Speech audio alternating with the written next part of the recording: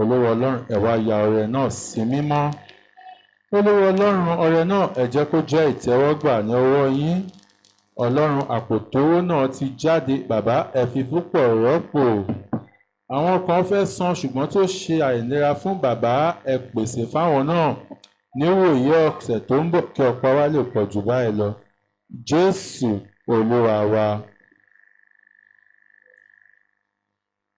Ìdámẹ́wàá, ìrìn àjò, ìkọ́lé àti bẹ́ẹ̀ bẹ́ẹ̀ ni.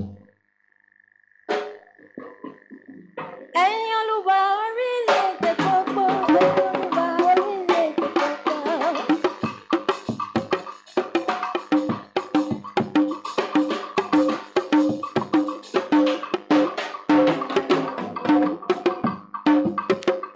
Ẹ̀yin Olúwa orílẹ̀-èdè gbogbo, ẹ̀yin Olúwa orílẹ̀-èdè gbogbo. Ẹ̀yin Olúwa orílẹ̀-èdè gbogbo. Ẹ̀yin Olúwa orílẹ̀-èdè gbogbo, ẹ̀yin Olúwa orílẹ̀-èdè gbogbo. Pèsè fún wa, bàbá àgbà. Pèsè fún wa.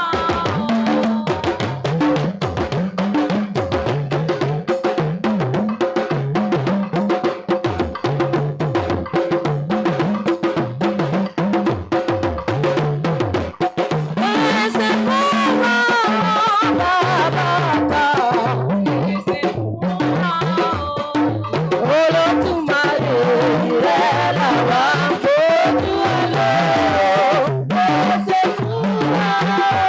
Orísun ayọ̀ tí ń ṣòfò iye.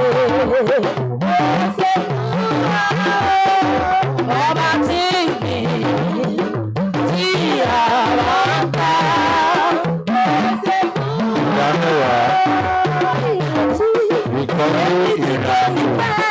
Ìlérí tètè já sọ̀rọ̀, Ọlọ́run lè mi fẹ́. Ìgbàgbọ́ ti rọ̀ mọ́ bàbá kọ́tẹ́ mi.